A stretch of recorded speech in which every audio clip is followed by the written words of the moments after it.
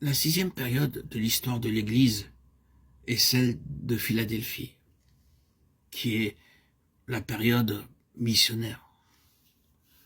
Lorsque l'Évangile commença à se répandre dans le monde, Apocalypse 3:7, durant 1000 ans, il n'eut point de fardeau pour les autres, aucun souci pour les perdus. Wesley fut persécuté parce qu'il annonçait l'Évangile en plein air. Ici, le Seigneur se présente comme celui qui ferme et aucun homme n'ouvrira. Ce qu'il ouvre, aucun homme n'a le pouvoir de le fermer. Une jeune gitane se trouva une fois dans l'atelier d'un artiste.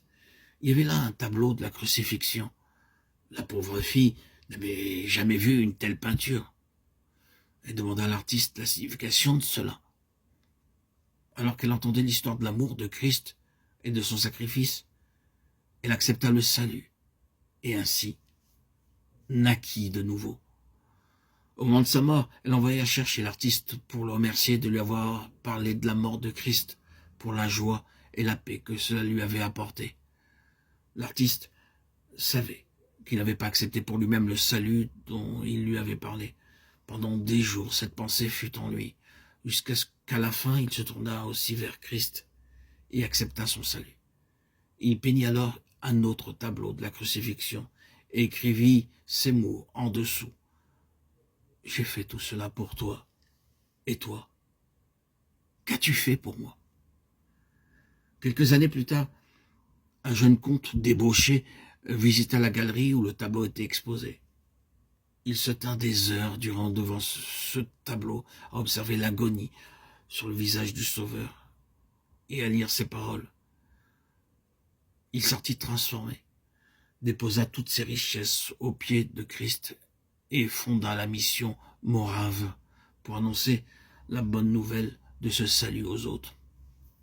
Et cette mission existe encore de nos jours. Apocalypse 3:7 nous raconte comment l'évangile fut apporté aux autres pays par un courageux témoignage. Alors que nous prêchons avec autorité, une porte ouverte se trouve devant nous, qu'aucun homme ne peut fermer. Mais pour trouver cette porte ouverte, nous avons besoin de trouver la volonté de Dieu. Lorsque je commençais à travailler pour le Seigneur, je distribuais des traités partout, mais rien ne se produisit. Puis j'ai appris à trouver la volonté de Dieu. N'essayez pas d'ouvrir les portes là où elles sont fermées. Trouvez d'abord où Dieu veut que vous alliez. Ne vous laissez pas influencer par le temps. Un jour, alors que je prêchais sous la pluie, des âmes naquirent de nouveau. Les chrétiens de nom vous tourneront en ridicule, mais plus tard ils reconnaîtront que Dieu est avec vous. Ainsi témoigne frère Baxing.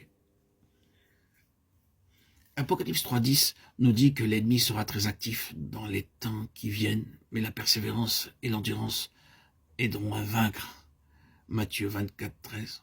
Au verset 11, le Seigneur annonce qu'il nous a donné la fraction du pain semaine après semaine pour préparer nos cœurs à sa seconde venue.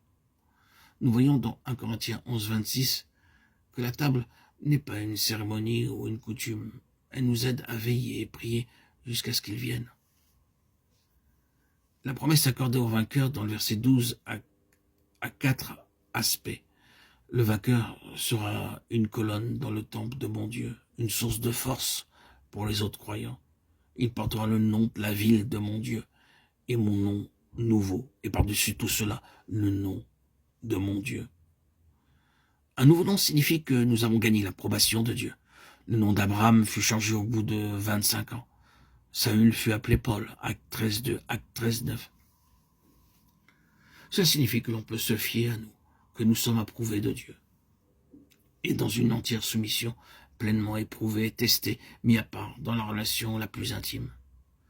Le nom de la Nouvelle Jérusalem nous est donné parce que lorsque nous vainquons, nous comprenons notre part dans la Nouvelle Jérusalem et pouvons comprendre les mystères cachés.